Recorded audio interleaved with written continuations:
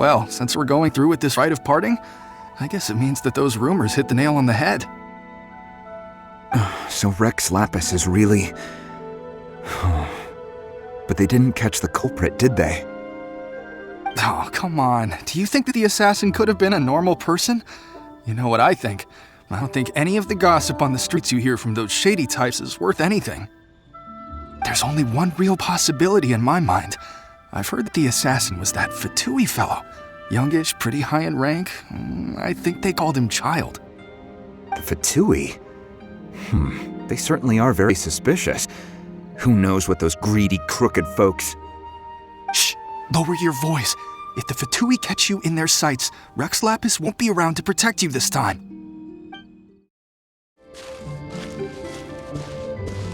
You know that god from the ocean couldn't have just shown up out of nowhere. I mean, it's been 2,000 years since Rex Lapis subdued it. Yes, and to think that this happened right on the heels of the incident with Rex Lapis, too.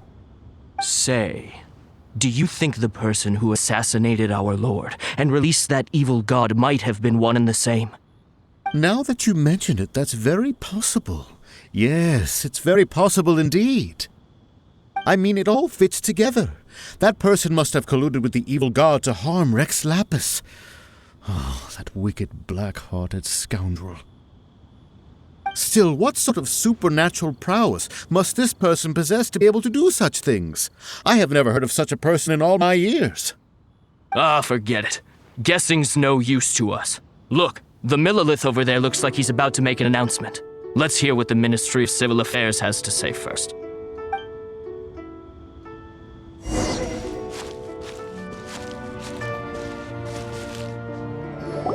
Hear ye all! The Chi sings words. Though a dragon soars ageless as the mountains, it too must return to dust. This is common knowledge. Gods and Adepti live glorious lives, but both light and shadow have their season. So too must they face divinely appointed trials. Rumors and hearsay abound on the streets that Rex Lapis was murdered. Now, let the truth be revealed. Having been thwarted in his trial, Rex Lapis's soul has recouped the celestial heights. He beseeches the people of Liyue to grieve not and to let not their hearts be saddened. Nor are they to believe street-born rumors or indulge in baseless speculation.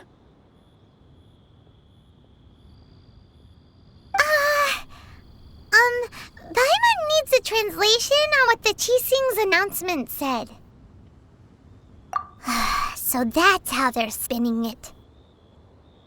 Something feels off. Why would they suddenly give up looking for the murderer? Not to mention how this excuse sounds like something they just made up on the spot. Could the Chi-Sing already have known that Rex Lapis wasn't dead? But Zhongli said that neither they nor the Adepti knew anything. Did Zhongli tell them in secret after his gnosis changed hands? Exactly, right? Ooh, seems like the rite of parting has been going on for a while now. Let's go have a look.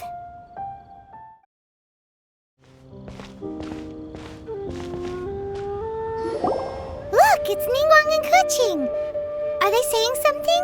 Are their speeches over? As said previously, Rex Lapis's soul returning to the heavens is the end of the contract. And it is also the end of an era. 3,700 years of contracts burnt and reduced to ash. We, the people of Liyue, were indeed prosperous. But blinded by our prosperity, we forgot that time can be pitiless.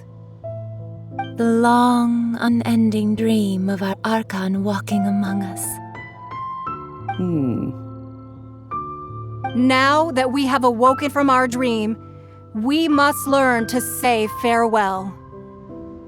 Will you stand with us as we re-establish our contracts? As we build a new age of prosperity? So concludes the words of Her Eminence the Tianquan. Does Her Eminence the Ughh have anything to add?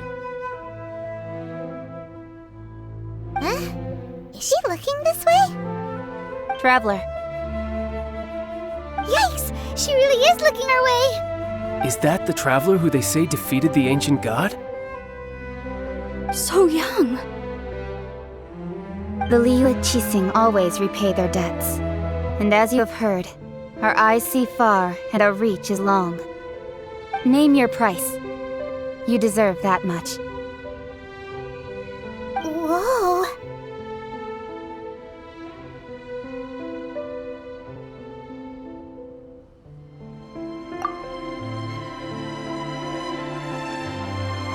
Well, could you help me put up some missing person posters? And to think I'd put my best perfume on before coming here, thinking you'd like it. But it seems as if those perfumes really were meant to be offered to Rex Lapis.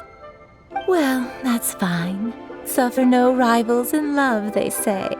And that's 3 gone in 1 stroke.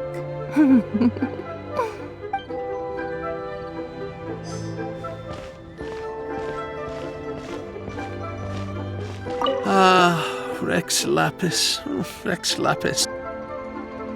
Now that I think about it, if everyone's of the same mind as me, perhaps mementos for Rex Lapis might be the best short-term business opportunity. As for the mortals and adepti of Liyue, what shape shall our relationship take from now on? Roping you in was possibly the most masterful move we could have made. I believe that future generations will say so too when our deeds come up for their review.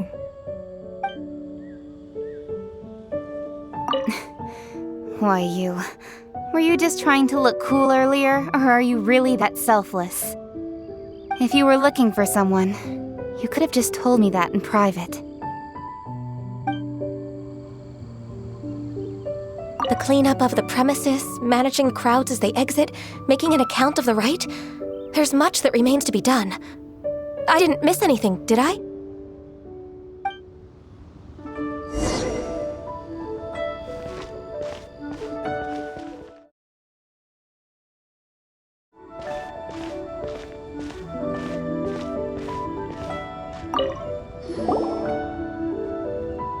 Hey, Zhongli! Look at this! Everyone in Liyue is caught up in their emotions, thinking that they'll never see Rex Lapis again. And here you are looking all relaxed. Why would I not feel more at ease after laying down the burden I have borne for 3,700 years? Right, if the 2 of you can spare the time, I should treat you to a meal at the Shinya kiosk. That sounds like big talk, Zhongli. Paimon might have believed you if you were treating us to some 3rd-round knockout, but you'd have to pay out your nose just to stand inside Shinya kiosk. Are you sure you can afford it? You're right. I do like the Mora. As the Rex Lapis Morax, I can easily create Mora. But since I have chosen to walk this earth as the mortal Zhongli, I should abide by the same rules that mortals do. When I was journeying with you, though I still had the Gnosis in hand, I knew that I must soon retire from my role as an Archon. So I had to rehearse a little for my new life. Oh, no wonder! Paimon gets it now. You didn't look at the price tags when we were spending because you've never had to.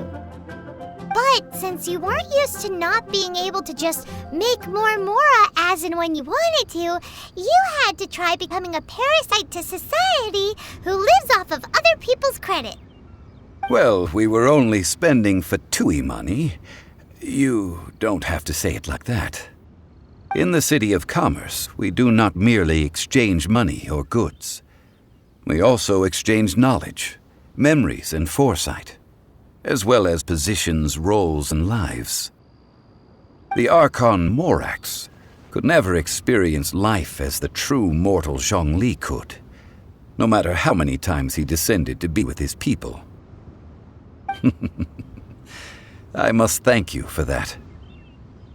I will treasure the memories that I made as Zhongli, traveling the streets of Liyue with you. That is true. But there is no journey that does not end. No meetings without partings. Paimon thinks that we should make a move and continue our search for the Seven.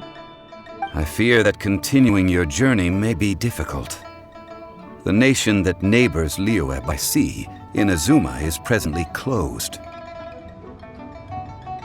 The Electro-Archon Ball.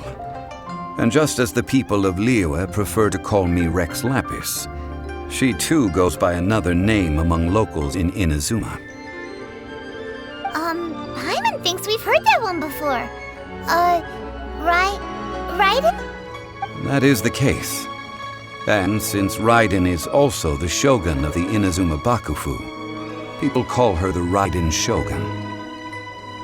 That said, though people at the wharf were saying that the situation in Inazuma is very tense, Paimon doesn't remember that always being the case. It wasn't that bad last year. Zhongli, since you're Rex Lapis, shouldn't you know something about what's happening there? Just how did Inazuma become a closed nation?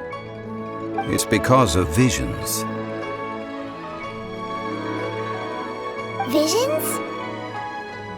When faced with circumstances beyond their control, humans often bemoan their lack of power. But if a person shows true strength of will at a desperate and fateful moment in their life, the gods will look upon them with favor. This is what visions are. Magical foci bestowed upon those who have been acknowledged by the gods. Uh-huh. That's how people in Teyvat see it. But starting from last year, the Raiden Shogun began promulgating the Vision Hunt Decree. Vision Hunt Decree? Yes. It was an order to seize all visions within Inazuma's borders, and to inlay them upon the hands of a statue of the 1,000-armed, 100-eyed god. They want to seize visions. But why? Aren't visions blessings from the gods? I should think that in a Raiden Shogun's eyes, it is precisely because they are divine blessings that they should be under the sole dominion of divinity. Whoa, that's harsh. The Animo Archon is the god of freedom, and the Geo Archon is the god of contracts. For her part, the Raiden Shogun is the god of eternity. It seems as though she has finally decided to eliminate any unstable elements that could pose a threat to her eternal realm. The fact that even I, the oldest of the seven, have now passed away, will only strengthen her resolve to pursue eternity. Knowing her, she must have again quoted that adage she is most fond of when proclaiming that decree to her people. 7 ideals for 7 gods, and of these, eternity is nearest unto heaven. All right then. Was there anything else you wish to know? Ah, that was a good one. Failing a divine trial. How they came up with that excuse, I will never know. That said, the reason why the Qixing were so eager to resolve the incident and stop pursuing the culprit was indeed because they received news in secret that Rex Lapis was not dead. I hinted as much to the Adepti as well. How did I accomplish that, you ask? Have you ever heard of this particularly convenient Adepti art known as gifting dreams and visions? All right then. Was there anything else you wish to know? Yeah, about that. Before the Qixing made their announcement, we listened to a lot of people talking on the way. Most of them put the blame for everything on Childe. These are indeed false accusations. But it remains undeniably true that Childe did send people to the Jade Chamber to prevent the Adepti and the Qixing from defeating the ancient god. I've heard that Ningguang is busy milking that for all it's worth on the foreign relations front at the moment, browbeating the envoys of the Fatui. Ha! Those poor Snezhnayan diplomats. If it were not for Childe's exalted position as a harbinger, I'm certain that they would have shifted all the blame to him and called for his dismissal by now. The time of the Adepti has long passed. If even the Liyue Qixing don't want to face that truth, then what future is there for Liyue? Keqing is absolutely right in saying this. Now, though I did laud Ningguang's desire for power, believing this to be a good thing, and thought as a matter of course that she must have been behind the Qixing's plan to take governing power over Liyue from the hands of the gods and Adepti. Could the original person who brought up the idea of seizing power have been...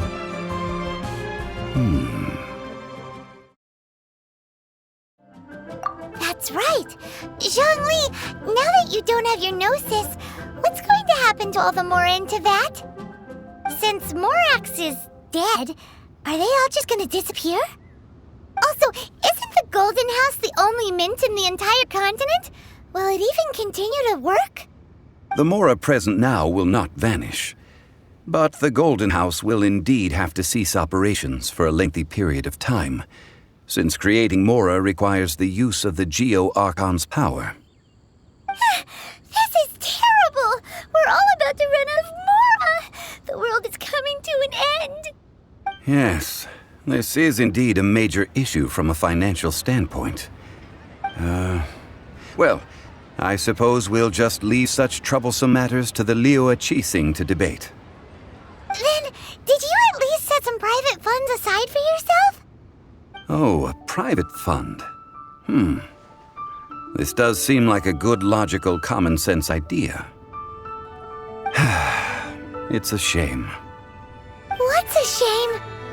It's a shame that I didn't think of it at the time.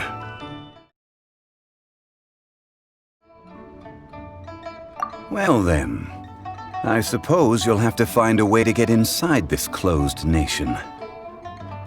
Have patience. I suspect that some serendipity must first come into play.